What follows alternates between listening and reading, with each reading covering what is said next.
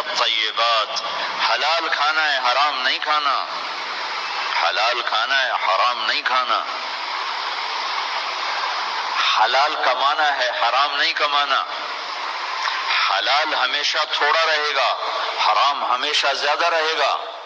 قل لا يستوي الخبيث والطيب ولو اعجبك كثرة الخبيث، اس آیت میں اللہ تعالیٰ اشارہ فرما رہے ہیں کہ دیکھو حلال اور حرام برابر نہیں ہے، اگرچہ حرام کی کثرت تمہیں بہت اچھی لگے گی، اس آیت میں اشارہ ہے کہ حرام زیادہ رہے گا، حلال تھوڑا رہے گا۔ امتحان ہے نا۔ ایک دفعہ چیچا وطنی میں ہمارے علاقے کے قریب ہے، ایک بزرگ سے مولانا عبداللطیف صاحب بڑے اللہ والے تھے، ہم ان کے پاس بیٹھے ہوئے تھے، دو آدمی آ گئے، تو ایک نے آ کر، یہ کوئی 30-40 سال پرانی بات ہے لیکن مجھے یاد اس طرح رہ گئی کہ اس کا ایکشن، اس کی دعا، ان بزرگوں کا جواب وہ ایسا عجیب سا تھا کہ وہ آج تک نقشہ میرے ذہن میں فکس ہو گیا۔ ان کی داڑھی تھی چھوٹی، سر پہ ٹوپی تھی خاکی رنگ کی، اور بڑا چشمہ تھا، یوں ایسے کر کے چوڑا چشمہ تھا۔ آ کر کہنے لگے حضرت جی دعا کرو اللہ رزق حلال دے وے تے بہتا سارا دے وے، یوں ہاتھ پھیلائے، اللہ تعالیٰ رزق حلال دے وے بہتا سارا دے وے۔ انہوں نے بڑے پولے منہ سے کہا حلال تھا تھوڑا ہی لبو، وہ ایسے انہوں نے بے ساختہ حلال تھا تھوڑا ہی لبو، وہ میرے اندر راسخ ہو گئی یہ بات۔ ڈاکٹر ہو، تاجر ہو، وکیل ہو، انجینئر ہو، زمیندار ہو، کاشتکار ہو، صنعتکار ہو، حلال حرام کے مقابلے میں تھوڑا رہے گا، اور شیطان دکھاتا رہے گا دیکھو دیکھو دیکھو بڑے زبردست ہے، نہیں روکنا ہے روکنا ہے روکنا ہے روکنا ہے، کہ ایک دن اللہ کے سامنے بھی کھڑے ہونا ہے۔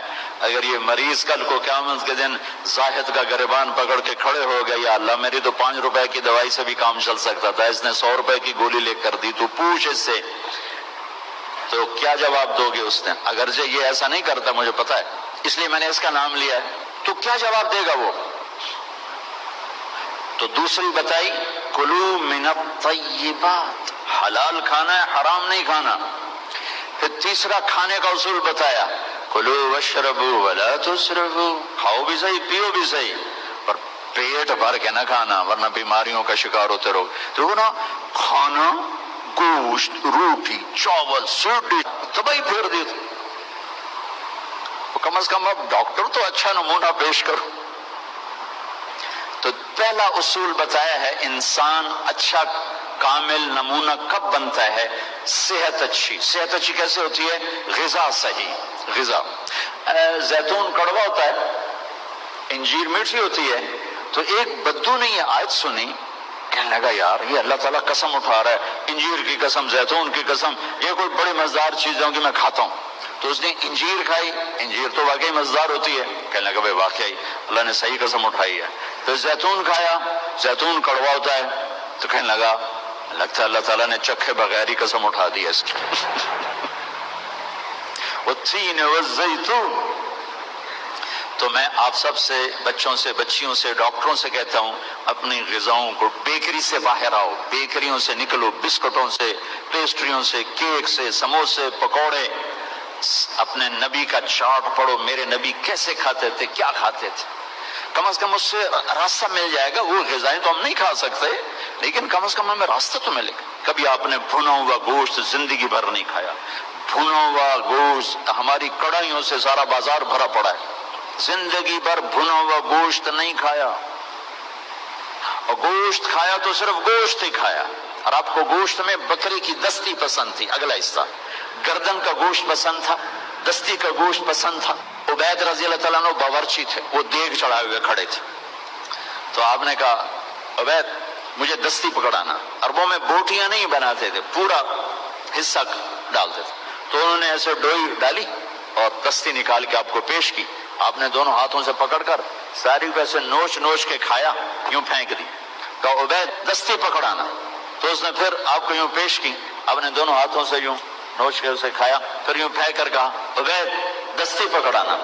وہ کہنے لگے یا رسول اللہ اب بکرے میں تو دو ہی ہوتی ہیں، اگر تیرا بھلا ہو جائے اگر تو میرے کہنے پہ ڈوئی ڈال دیتا تو جب تک میں کہتا رہتا اللہ میرے لیے نکال کے مجھے کھلاتا رہتا، تیری بے یقینی نے کام خراب کر دیا۔ اب باہر نکلے، صحابہ بیٹھے تھے، آپ نے کہا کیوں بیٹھے ہو؟ کہا جی بھوک نے ستایا ہے، باہر آ گئے ہیں، سردیوں کا زمانہ۔ تو آپ نے حضرت علی سے فرمایا علی جاؤ یہ کھجور سے کہو اللہ کا رسول کہتا ہے ہمیں تازہ کھجوریں دو۔ اگر حضرت علی بھی عبید کی طرح کہہ دیتے کہ جی یا رسول اللہ کھجوریں تو سردیوں میں کوئی نہیں ہوتی، تو پھر وہیں اللہ کی مدد رک جاتی۔ تو علی کا مقام تو عبید سے بہت اوپر تھا، وہ ایک دم اٹھے، کہنے لگے اللہ کا رسول کہہ رہا ہے ہمیں تازہ کھجوریں چاہیے۔ تو شدید سردی میں درختوں کھجور کے پتوں سے تازہ ٹپ ٹپ ٹپ کھجوریں اتنی گری کہ پوری چادر بھر گئی۔ تو آپ نے چادر اٹھا کے لاؤ بھائی کھاؤ بھائی، آپ نے سب کو کھلایا۔ تو آپ کو گوشت میں دستی پسند تھی، لیکن آپ گوشت کھاتے تھے ساتھ اور کوئی چیز نہیں کھاتے۔ تو ایک آپ سے یہ کہ ایک مسلمان کے ذمہ ہے اپنی صحت کی حفاظت کرے، کہ اس سے کام لینا ہے، دنیا کا بھی، دین کا بھی، خدمت کا بھی۔ ایک مریض کو سکھ پہنچانا کتنی بڑی بات ہے۔ بیمار تھا تو نے میرا حال ہی نہ پوچھا، وہ کہے گا یا اللہ آپ تو بیمار ہو ہی نہیں سکتے، تو اللہ تعالیٰ فرمائیں گے میرا فلاں بندہ جو بیمار تھا اگر تو اس کا حال پوچھتا تو ایسا تھا جیسے تو نے میرا ہی حال پوچھا۔ تو جب حال پوچھنے پر یہ مقام ہے تو علاج کرنے پہ کیا ہوگا، کسی کو سکھ پہنچانے پہ کیا ہوگا، صرف حال پوچھنے پر۔ اور کیا کہا فلاں بندہ، یہ نہیں کہا میرا مومن بندہ، متقی بندہ، نیک عورت، اچھی عورت، فلاں بندہ بندی، کوئی ہندو، سکھ، دہریہ، عیسائی، مسلمان، کافر، مشرک بیمار تھا حال پوچھتے۔ ایک یہودی بچہ آپ کی خدمت میں آیا کرتا تھا، کچھ دن نہیں آیا، آپ نے کہا وہ بچہ کہاں ہے؟ کہا جی بیمار ہے۔ کہا چلو اس کا حال پوچھیں۔ 7 میل پیدل چل کے گئے اس کا حال پوچھنے۔ ہم اپنے بھائی کا حال نہیں پوچھنے جاتے؟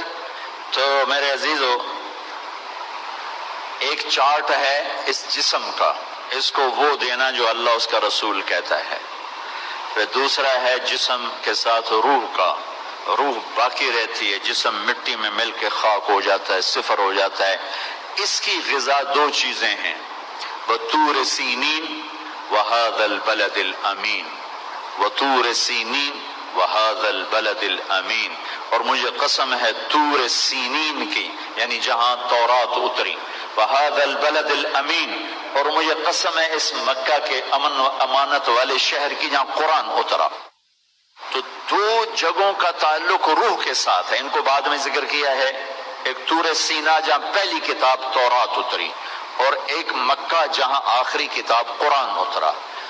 اب جیسے غذاؤں میں تو 2 چیزیں ذکر کی ہیں، دونوں کی ضرورت ہے، پھل بھی کھاؤ، روٹی بھی کھاؤ، چاول بھی، ہر شے کھاؤ، اگر کوئی مرض نہیں ہر شے کھاؤ، لیکن احتیاط سے کھاؤ، پیٹ بھر کے نہ کھاؤ، کہ میرے نبی کو انتہائی ناپسند تھا یہ، ساری زندگی آپ نے 1 وقت کھانا کھایا، 2 وقت کبھی نہیں کھایا، اگلے وقت میں تھا بھی تو آپ چھوڑ دیتے تھے، نہیں کھاتے تھے، اور پیٹ بھر کے کبھی نہیں کھایا ہے۔ تو 2 چیزیں طور سینین اور بلد الامین، اس میں ہمیں اب ایک کی ضرورت ہے دوسرے کی نہیں۔ طور سینا میں تورات اتری، اور تورات قرآن میں اتر گئی کہ میرے نبی نے کہا اوتیت المثانی مکان التورات، مجھے تورات کے بدلے میں سورۃ فاتحہ مل گئی ہے، تو تورات آ گئی قرآن میں۔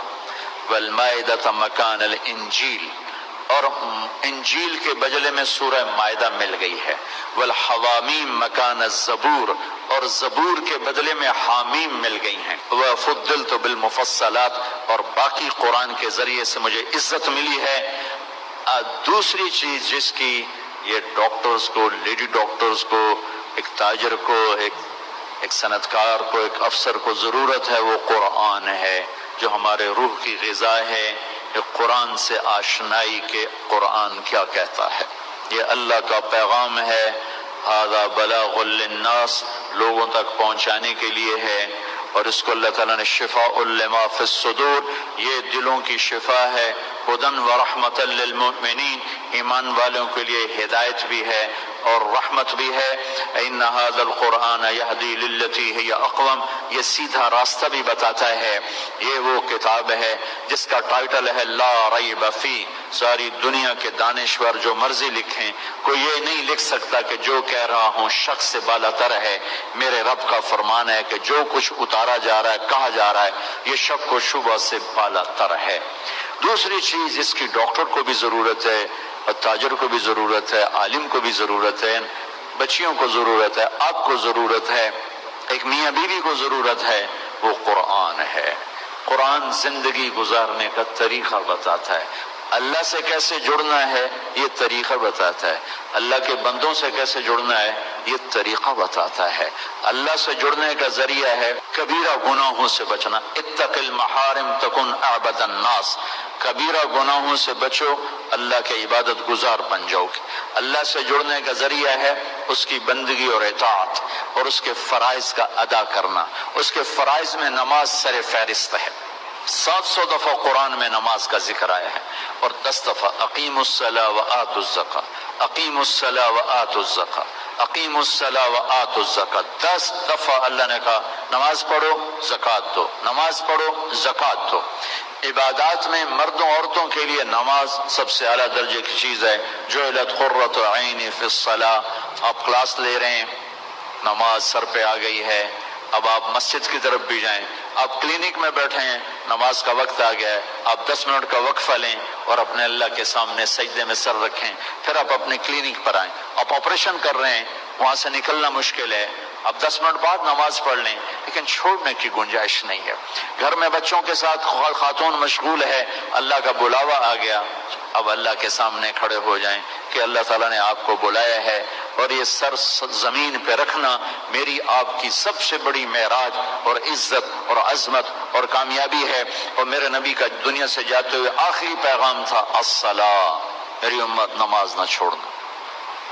علی رضی اللہ تعالیٰ عنہ کو تیر لگا جنگ میں، اور تیر ران میں لگا. وہ ایسا کھب گیا کہ نکالیں تو نکلتا نہیں تھا، زور لگائیں تو درد ہوتا تھا. تو ان کا اسے چھوڑ دو. نماز کے لیے کھڑے ہو گئے، نماز کی نیت باندھ کے کھڑے ہو گئے، نماز شروع کر دی. تو انہوں نے نماز کے دوران تیر نکالا تو ان کے جسم میں اتنی جنبش بھی نہیں ہوئی. نماز کے بعد فرمانے لگے تیر کا کیا بنا؟ کہا جی نکال لیا.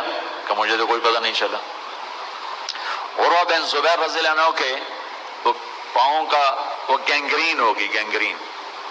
تو وہ ڈاکٹروں نے کہا جی اب یہ کاٹنا پڑے گا، نہیں کاٹا تو آگے اوپر جائے گا سارا. ان کا ٹھیک ہے کاٹ دو. کہ پھر آپ شراب پی لیں تاکہ آپ بے ہوش ہو جائیں، پھر ہم کاٹ دیں. فرمانے لگے کہ شراب اور ایمان ایک پیٹ میں جمع نہیں ہو سکتی. جس پیٹ میں شراب جاتی اس سے ایمان نکل جاتا. تو فرمایا میں ایسا کرتا ہوں، میں نماز شروع کرتا ہوں، تم میرا پاؤں کاٹ دینا. تو بیٹھے اور ایک پاؤں ایسے پھیلا دیا اور نماز کی نیت باندھ کے بیٹھ گئے. تو انہوں نے نماز کے دوران ان کا پاؤں کاٹا، اس کی پٹی کی، اور ان کا جسم اتنا بھی نہیں ہلا، اتنا. سلام پھیرنے کے بعد کہنے لگے پاؤں کاٹ دیا؟ کہنے لگے جی کاٹ دیا. کہ مجھے تو کوئی پتہ نہیں چلا. کہ مجھے دکھاؤ کدھر ہے؟ انہوں نے کہا یہ ہے. تو اپنے پاؤں کو پکڑا اور یوں، اے اللہ تو گواہ ہے میرا یہ پاؤں کبھی تیری نافرمانی میں ایک دفعہ بھی نہیں اٹھا، ایک قدم بھی اس پاؤں سے میں تیری نافرمانی میں نہیں چلا. رابعہ بصری رحمت اللہ علیہا اپنے خامن سے فرماتی رات کو غسل کر کے کپڑے پہن کے خوشبو لگا کے کہ آپ کو میری ضرورت ہے. اگر وہ کہتے نہیں تو پھر کہتی مجھے اجازت ہے میں اپنے اللہ سے بات کر لوں؟ کہنے لگے ہاں اجازت ہے.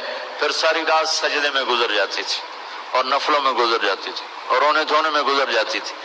جوانی میں فوت ہو گئی، 40 سال کی عمر میں. جب ان کا انتقال ہوا تو ایک خادمہ ساتھ تھی، اس سے فرمانے لگی دیکھو میں جب مر جاؤں نا تو مجھے راتوں رات دفن کرنا ہے، اور جس کرتے میں تہجد پڑھتی تھی وہ مجھے کفن دینا ہے، اور کسی کو بتانا نہیں. تو اگلے دن وہ خواب میں ملی اسی خادمہ کو. ان کا ماں جی آپ کے ساتھ کیا ہوا؟ کہا منکر نکیر آئے تھے قبر میں، مجھ سے کہنے لگے من ربکی، تیرا رب کون ہے؟ تو میں نے کہا سبحان اللہ، 40 سال جسے نہ بھلا سکی 4 رات زمین کے اندر آ کے اسے بھول جاؤں گی؟ تو منکر نکیر کہنے لگے چلو اس کا حساب کیا لینا. تو انہوں نے بڑی خوبصورت پوشاک پہنی ہوئی تھی. کہا آپ کا تو کفن وہ تہجد والا کرتا تھا، یہ سبز ریشم کہاں سے آ گیا؟ کہ یہ سبز ریشم مجھے اللہ نے پہنایا ہے اور تہجد کا کرتا لپیٹ کے رکھ دیا گیا ہے. قیامت کا دن میرے اعمال کے اندر اس سے بھی تولا جائے گا، میرا وہ کرتا بھی تولا جائے گا جس میں وہ تہجد پڑھا کرتی تھی. تو اگر ہم تہجد نہیں پڑھتے کم از کم فرض نماز تو ہو جائے. میرے عزیزو بڑے درد سے کہتا ہوں ہمارے 10% سے زیادہ نمازی نہیں ہے، 90% مسلمان نماز چھوڑ چکے. جب آدمی سجدے میں سر رکھتا ہے تو اللہ کی قسم تحت الثری تک زمین ٹھنڈی ہو جاتی ہے اور زمین کے دوسرے ٹکڑوں پر فخر کرتے کہ دیکھو میرے اوپر سبحان ربی اعلیٰ کے نغمے گائے گئے ہیں اور میرے اوپر اللہ کو یاد کرنے والے کا ماتھا آ کے ٹکا ہے. میں آپ سب بچوں کی، آپ کے اساتذہ کی محنت کرتا ہوں کہ آپ کا پیشہ بڑا عالیشان پیشہ ہے. آپ تاجر نہ بنو، ڈاکٹر بنو. آپ بچوں سے بچیوں سے بھی کہتا ہوں اگر اللہ کل کو تمہاری چلا دے میڈیکل تو تاجر نہ بننا، ڈاکٹر بننا. مسیحا بننا، ظالم نہ بننا، پتھر دل نہ بننا کہ آنے والے کی ہائے تمہیں رلانے کے بجائے مزید پیسے بنانے کے لیے کھڑا کر دے. ایسا نہ کرنا اللہ کے واسطے، ورنہ میرا یہ دیش کبھی بھی سوال سے نہیں نکل سکتا. ہم نے ایٹمی طاقت بن کے دیکھا لیکن ذلت کے پستیوں میں اور آگے چلے گئے اور نیچے چلے گئے. نماز نہ چھوڑو، کسی حال میں نہ چھوڑو. تمہاری کلاس چل رہی ہے، کلاس کے بعد جا کے پڑھو. آپ کلینک میں بیٹھے ہوئے ہیں، آپ دیکھ رہے ہیں کہ میں شاید مسجد میں جانے میں مجھے مشکل پیش آئی، فارغ ہو کر اپنے کلینک میں نماز کی جگہ بنائے. اللہ کے سامنے سر رکھنا. آپ گھر میں ہیں، نماز کے لیے جگہ مقرر. تو قرآن کا ایک پیغام ہے عبادت، اللہ سے جڑنا. قرآن کا دوسرا پیغام ہے اخلاق، اللہ کے بندوں سے جڑنا، اللہ کے بندوں سے جڑنا، اللہ کے بندوں سے جڑنا. جس میں سب سے پہلا حق ماں باپ کا ہے. شادی ہو جائے تو بیوی کا ہے، اولاد ہو جائے تو اولاد کا ہے، بہن بھائیوں کا ہے، دوستوں کا ہے، رشتہ داروں کا ہے. آپ جو ڈاکٹر حضرات ہو کلینک کے چکر میں اپنے گھر کو بہت اپسٹ کرتے ہو، نہ بچوں کا ہوش نہ بیوی کو. اگر بیوی بھی ڈاکٹر ہو تو پھر سونے پہ سوگا، وہ اپنے کلینک ہو اپنے کلینک. میرے بچے یہاں اسکول پڑھتے تھے تو اسکول کے پرنسپل میرے دوست تھے. میں ایک دفعہ ملنے گیا تو انہوں نے بڑا عجب واقعہ سنایا. کہا یہاں دو میاں بیوی ہیں، دونوں ڈاکٹر ہیں، اچھے مشہور. وہ ایک دن آفس آ گئے اور کہنے لگے کہ 3 دن ہو گئے ہمارے بچے کھانا نہیں کھا رہے اور کچھ بتاتے بھی نہیں. کہنے لگے میں نے دونوں کو بلا لیا، میں نے ان سے کہا بھائی بچوں کیا بات ہے، آپ کھانا کیوں نہیں کھا رہے؟ کہا جی ہم اپنے امی ابو کے سامنے نہیں بتائیں گے، الگ بتائیں گے. تو کہنے کہ میں نے دونوں کو باہر بٹھا دیا. میں نے پوچھا بچوں اب بتاؤ. کہا جی صبح ہم ناشتے پر اٹھتے ہیں تو امی ابو سوئے ہوتے ہیں، ہم نے اسکول جانا ہوتا ہے ہمیں نوکر تیار کراتے ہیں. دوپہر کو کھانے پر آتے ہیں تو امی ابو ہاسپٹل میں ہوتے ہیں تو ہمیں نوکر کھانا کھلاتے ہیں. شام کو کھانے پر بیٹھتے ہیں تو امی ابو کلینک میں ہوتے ہیں، ہمیں نوکر کھانا کھلاتے ہیں. ہمیں کئی دن گزر جاتے ہیں، نہ ماں کے ساتھ بیٹھنا نصیب ہوتا ہے نہ باپ کے ساتھ بیٹھنا نصیب ہوتا ہے. تو ہم نے احتجاج کیا کہ ہم گھر میں کھانا ہی نہیں کھائیں گے.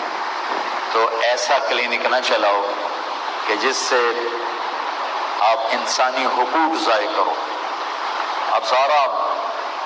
اب مریض اتنے زیادہ ہیں کہ سارا دن ساری رات بیٹھو مریض ختم نہیں ہوں گے. تو ان لنفسک علیک حقا، آپ کی جان کا آپ پر حق.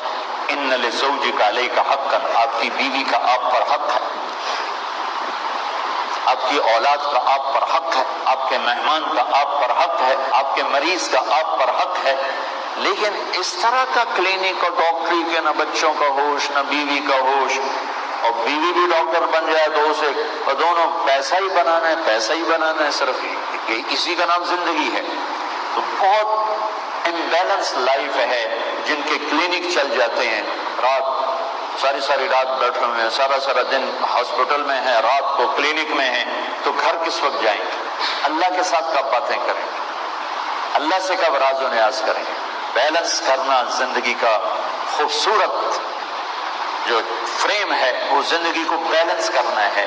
اس طرح کل آپ کو اللہ ڈاکٹر بنا دے تو بچوں ایسا نہ کرنا کہ پیسے کے پیچھے اولاد بھی بھول جائے، ماں باپ بھی بھول جائیں، رشتہ دار بھی بھول جائیں، صرف کلینک اور مریض، کلینک اور مریض، کلینک اور مریض.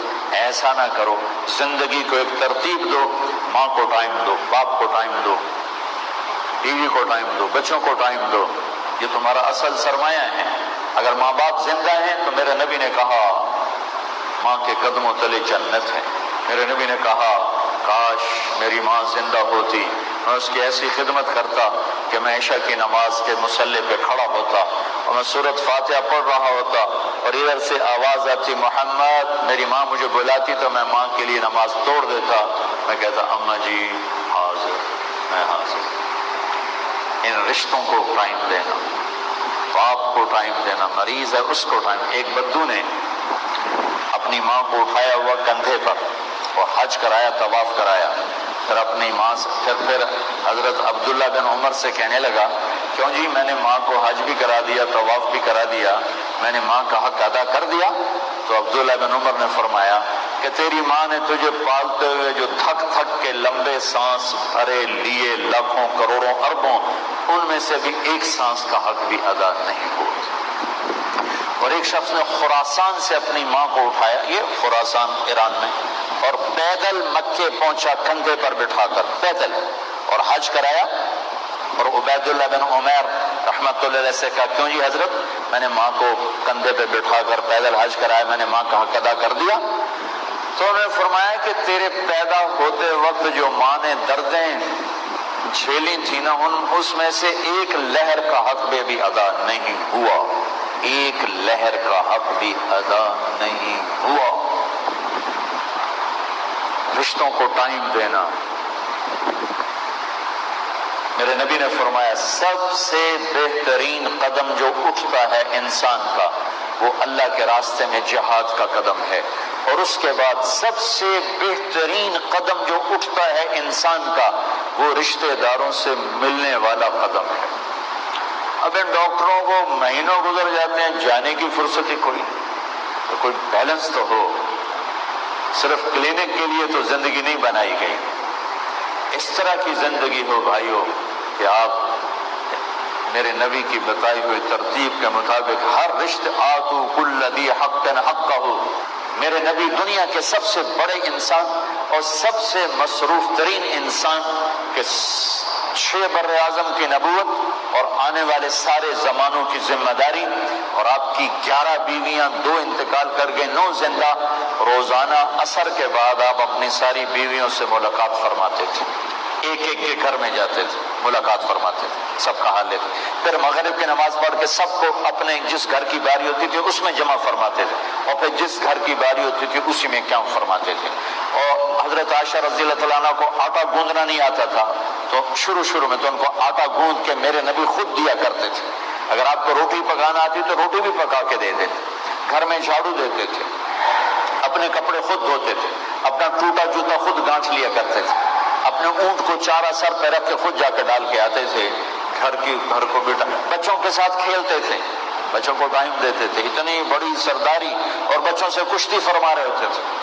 حسن حسین کے ساتھ، جعفر کے بیٹے عبداللہ اور محمد کے ساتھ کشتی کیا کرتے تھے. یہ میرا کائنات کے نبی، عالم کے نبی، انسانوں کے نبی، جنات کے نبی، عالمین کے نبی، فرشتوں کے نبی، نبیوں کے نبی، اگلوں کے نبی، پچھلوں کے نبی، آنے والوں کے نبی، موجودہ کے نبی، ساری کائنات کے بحر پر کے نبی.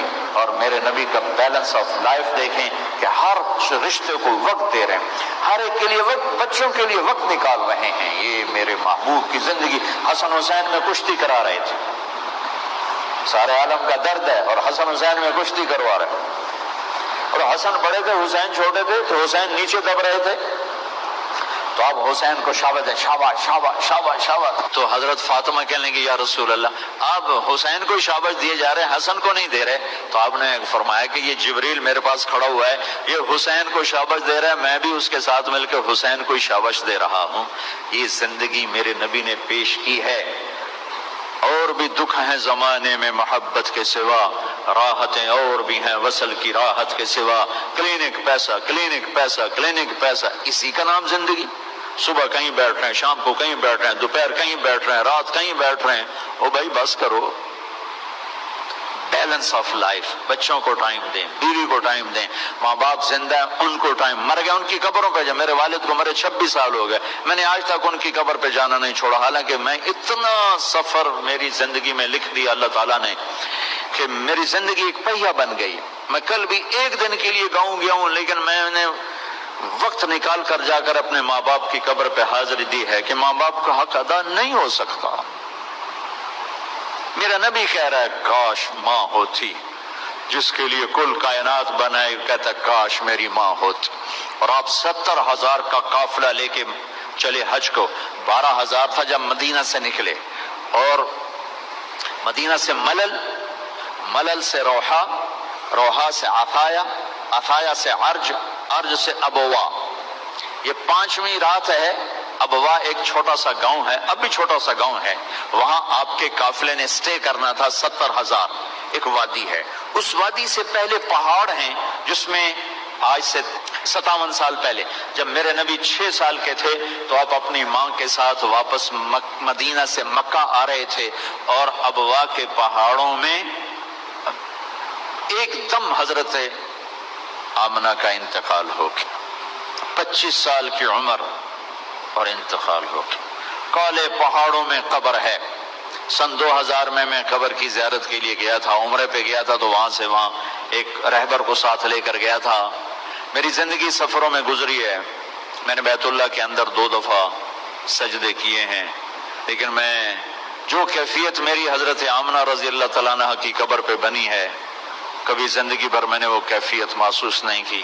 ایک سورج ڈوب رہا تھا، موسم سوگوار سا، کالے پہاڑوں کا اندھیرا، پھر 1400 سال پہلے میں وہ منظر دیکھنے کی کوشش کر رہا تھا جس میں وجہ کائنات محمد الرسول اللہ، جس کے لیے کائنات بنائی گئی، جس کے چہرے کی قسم والضحا، جس کی زلفوں کی قسم واللیل اذا سجا، جس کے شہر کی قسم وہذا البلد الامین، جس کے قرآن کی قسم قاف والقرآن المجید، جس کا وکیل صفائی بن کے قسم والنجم اذا ہوا ما ضل صاحبکم وما غوا، جس کی صفائی پیش کرتے ہوئے قسم فلا اقسم بما تبصرون وما لا تبصرون، جس کے بول کی قسم وقیلہ یا رب ان ہؤلاء قوم لا یؤمنون، جس کو عزت سے پکارا یا ایھا النبی، جس کو پروٹوکول دے کے پکارا یا ایھا الرسول، جس کو محبت سے پکارا یا ایھا المزمل،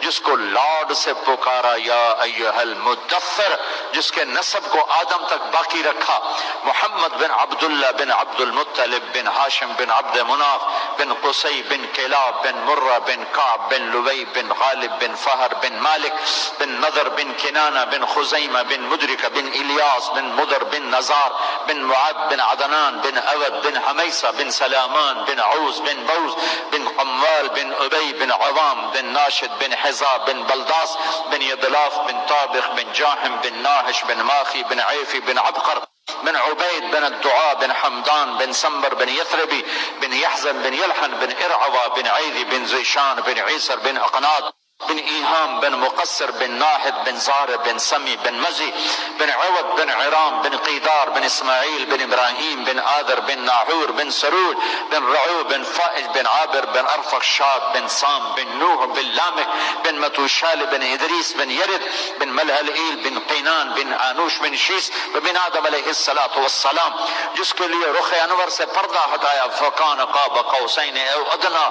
اتنی بڑی شخصیت، کاش تم وہ جگہ دیکھو جہاں وہ 6 سال کا معصوم بچہ تڑپ رہا ہے اور ماں کا لاشا 25 برس کی عمر میں سامنے بے حس و حرکت پڑا ہوا ہے۔ میں وہاں کھڑا پگھل رہا تھا۔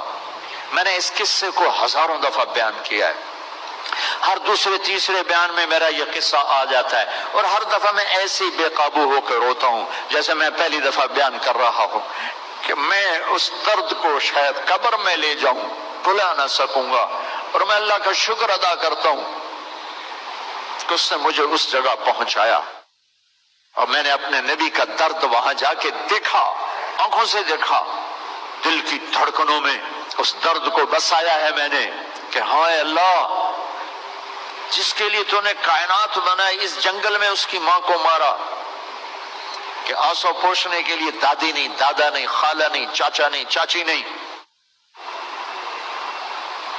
ماں ماں ماں، جواب کوئی نہیں، ماں ماں ماں، جواب کوئی نہیں۔ اتنا اونچا پہاڑ ہے جتنا آپ کا یہ ایڈیٹوریم کی چھت ہے، اور ایسے ہی پہاڑ کے اوپر ایسے قدرتی فرش ہے کوئی 10 بائی 10 کا قدرت، باقی سارے پہاڑ ایسے ہیں ایسے، اور وہ ایسے جیسے اللہ نے پہلے سے رکھا تھا کہ یہیں میرے نبی کی ماں کو سلانا ہے۔ اور جب آپ، مجھے یہ سمجھ میں نہیں آیا ابھی تک کہ وہاں انہوں نے قبر کیسے بنائی، پتہ نہیں پتھر جوڑ دیے، کھدائی تو ہو نہیں سکتی، کوئی لوگ گزرے یا کوئی پتھر جوڑے، بہرحال اللہ جانے۔ جب نیچے اترے تو اللہ کے نبی پھر ہاتھ چھڑا کے بھاگے اور اوپر چڑھ گئے۔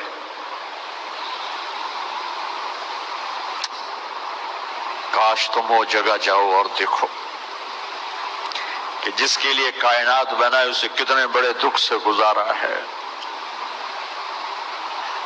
اب بھاگے، اوپر چڑھ گئے، پیچھے ام ایمن بھاگی، اوپر کیا دیکھا، کیا ماں کی قبر پر یوں لیٹے ہوئے تھے اور پتھروں کو سینے سے لگایا ہوا تھا۔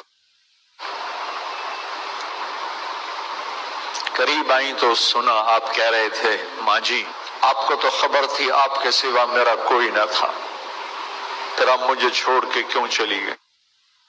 آپ مجھے چھوڑ کے کہاں چلی گئی؟ اے مینا کے پہاڑ بھی پگھل رہے تھے، آسمان تک شور مچ گیا ہوگا اس درد بھری فریاد میں، وہ پتھروں کو پگھلا دیا۔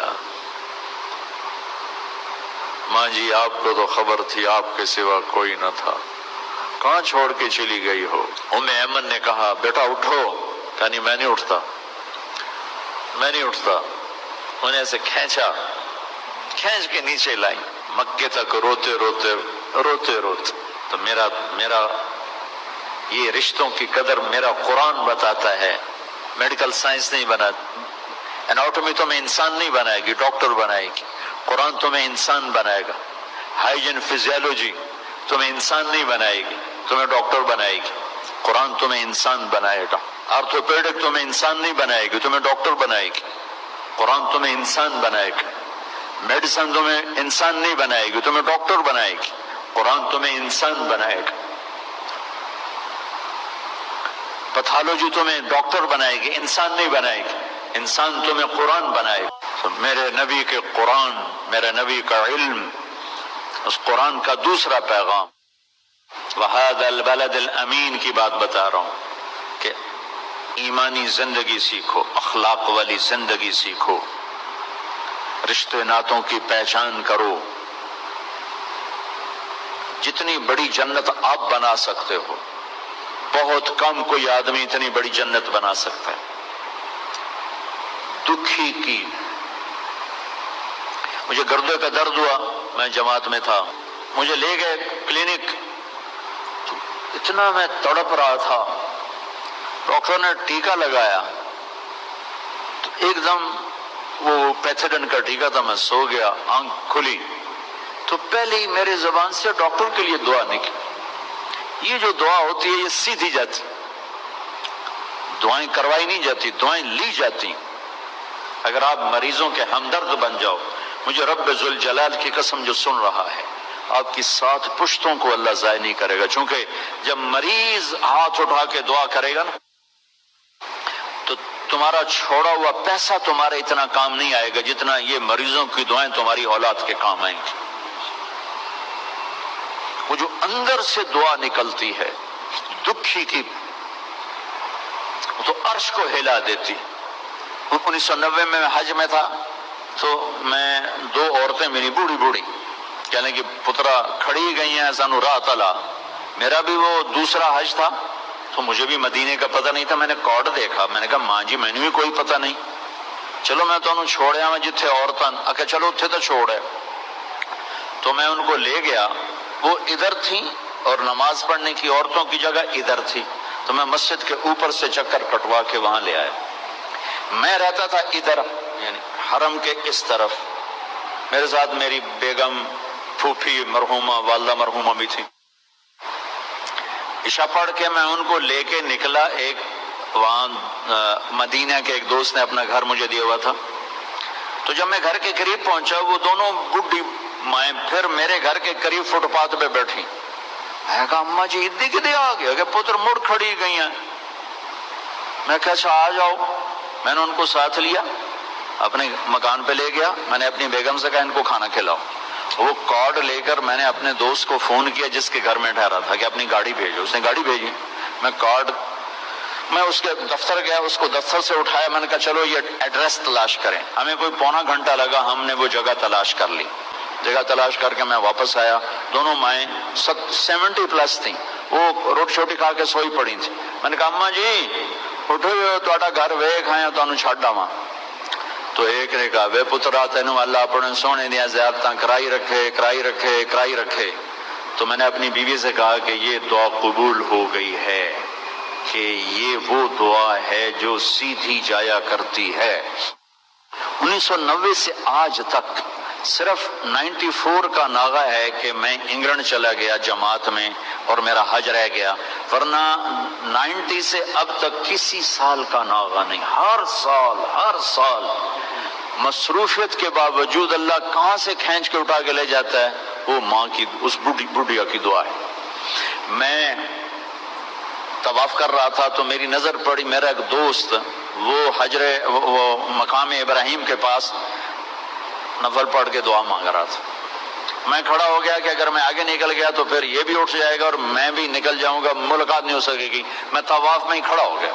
وہ ایسے دعا مانگتے اس کی یوں نظر پڑی تو اس نے دعا چھوڑی اور بھاگا میرے پاس آ کے ملا، کہنے لگا تمہیں خبر ہے میں کیا دعا کر رہا تھا؟ میں نے کہا نہیں۔ کہ میں کہہ رہا تھا یا اللہ وہ اماں کی دعا مولوی طارق جمیل کو لگی ہوئی ہے، وہ حج پہ ضرور آیا ہوگا، ہے کہاں مجھے ملا دے۔ کہا میں یہ دعا کر رہا تھا تیرے اوپر اللہ نظر پڑا۔ تو اللہ کی قسم جو دعائیں آپ لے سکتے ہیں ہم نہیں لے سکتے۔ آپ اپنی جائز محنت لیں، آپ کو حق حاصل ہے، تاجر نہ بن۔ تو پھر جو دعائیں آپ کو ملیں گی، آپ کی 7 پشتیں اس کا خزانہ سمیٹیں تو نہیں سمیٹ سکتے۔ یہ قرآن کا دوسرا حصہ ہے کہ لوگوں کے حقوق، جس کو حقوق العباد کہتے ہیں، ایک حقوق اللہ تھوڑے سے نماز، روزہ، حج، زکوٰۃ، حقوق اللہ ختم ہو گئے۔ حقوق العباد بارش کے قطر ماں کے لیے الگ ہے، باپ کے لیے الگ ہے، بیوی کے لیے الگ ہے، بچوں کے لیے الگ ہے، بھائی کے لیے الگ ہے، بہنوں کے لیے الگ ہے۔ پھر ہمارے معاشرے میں جوائنٹ فیملی سسٹم بہت بڑی نعمت ہے اگر شریعت کا پتہ ہو، اور بہت بڑا عذاب ہے اگر شریعت کا پتہ نہ ہو۔ اور میرا درد یہ ہے کہ میرے معاشرے کو گھر کی زندگی کا دین نہیں آتا، انتہائی امبیلنس معاشرہ ہے۔ ماں باپ کی وجہ سے بیوی پہ زیادتی نہ کرنا، بیوی کی وجہ سے ماں باپ پہ زیادتی نہ کرنا۔ ہمارے معاشرے میں چاہے ڈاکٹر کا سسرال ہو اور چاہے مولوی کا سسرال ہو، سسرال بے رحم ہے، سسرال ظالم ہے۔ لاکھوں میں کوئی ایک گھر ایسا ملتا ہے جہاں محبت دیکھنے کو ملتی ہے، ورنہ سسرال کا جبر ہے شدید قسم کا۔ اور آنے والی لڑکی اپنی ساس، اپنا سسر، اپنی نندیں، اپنے دیور سب کی نوکر بن کے آتی ہے، تو اس نے بچے کب پالنے ہیں، اس نے بچوں کی تربیت کب کرنی ہے۔ آنے والی لڑکی کے ذمے خاوند کی روٹی پکانا بھی نہیں ہے، تو ذمہ ہے کیا؟ نسل کو تیار کرنا۔ نسل کب تیار ہوگی؟ جب اس کا ذہن صحیح ہوگا۔ اور کبھی تانا سنا خاوند سے، کبھی سنا بھابھی سے، کبھی سنا دیور سے، کبھی سنا نند سے، کبھی سنا ساس سے، کبھی سنا سسر سے، اس مٹی تے 100 بچے پالنے، وہ تو اپنے بچے اٹھا کے پھینکے گی۔ اور کتنا حکمت کا بول ہے میرے نبی کا کہ 7 سال تک بس بچے کو پیار دو، نماز بھی نہ کہو، نماز بھی مت کہو۔ 7 سال تک پیار دو، قریب کرو، 7 سال کے بعد نماز کا کہنا شروع کرو۔ ہم 3 سال کی عمر میں بچوں کو نرسری میں چھوڑ کے آ جاتے ہیں اور اس کے اندر میں ہم ایک زہر ڈال دیتے ہیں۔ 3 سال کا بچہ کبھی اسکول جانے کے لیے تیار نہیں ہے، اور میں قربان جاؤں اپنے نبی پر، 7 سال تک بس سینے سے لگا کے رکھو، ماں اور بچہ اور باپ، بس۔ اب دیکھنا نا حضرت ہاجرہ نے کیا کر کے دکھایا، 6 سال کے بچے کو کہاں پہنچایا، یا ابت افعل ما تؤمر، ابا جی ذبح کرنا ہے، جلدی کرو، اللہ اکبر، جلدی کرو ذبح کرو۔ فرق 7 برس تک نماز بھی نہ کہو، 10 سال کا ہو جائے پھر نماز کا کہو، پھر نماز 7 سال کی عمر میں نماز کا کہنا شروع کرو، 10 برس کی عمر میں سختی شروع کرو۔ تو کیا کرو، صفات منتقل ہوتی ہیں، جب بچہ ماں کی گود میں ہوتا ہے، ماں متوجہ ہوتی ہے تو صفات منتقل ہوتی ہیں، اور جب اس کا ذہن ٹینس ہو، اس نے یہ کہا، اس نے وہ کہا، اس کو روٹی دینی ہے، اس کے کپڑے دھونے، اس کے کپڑے استری کرنے ہیں، تو وہ بچے کو ٹائم کب دے گی؟ تو یہ بہت امبیلنس سا معاشرہ ہے میرے بھائیوں، اس کو سیکھو۔ میں جیسے نماز سیکھتے ہو، نبی کی معاشرت بھی سیکھو کہ آپ نے ایک مسلمان کا گھر کیسا ہونا چاہیے۔ آنے والی لڑکی کا حق ہے اسے الگ گھر لے کر دو، اگر اتنے پیسے نہیں اسے الگ سیٹ اپ بنا کے دو، اس کا باتھ روم ہو، اس کا کچن ہو، اس کا کمرہ ہو۔ اگر اس کی بھی گنجائش نہیں ہے تو کم از کم ایک کمرہ، ایک باتھ روم اور ایک چولہا اس کی ضرورت ہے، اسے الگ دو۔ یہ کوئی شریعت کے خلاف نہیں ہے۔ اپنے گھروں کو اپنے نبی والی زندگی سکھاؤ، اپنی بیٹیوں کو اچھے اخلاق سکھاؤ، اپنے بچوں کو اچھے اخلاق سکھاؤ۔ تم نے کل کسی کی بچی کو گھر میں لانا ہے، کل ان بچیوں نے کسی کے گھر جانا ہے، یہ جانے والی کسی گھر کے لیے عذاب نہ بنے اور یہ لے جانے والے کسی بچی کے لیے عذاب نہ بنے۔ ایک خوبصورت معاشرہ وجود میں آئے جس پر اللہ بھی راضی ہو، اللہ کا نبی بھی راضی ہو اور فرشتے بھی خوش ہوں، اور اللہ راضی ہو کر دنیا اور آخرت بنا دے۔ اس ساری چیزوں کو سیکھنا یہ آپ سب بچے بچیوں پر فرض ہے، اور یہ ہماری اور آپ کی ذمہ داری ہے۔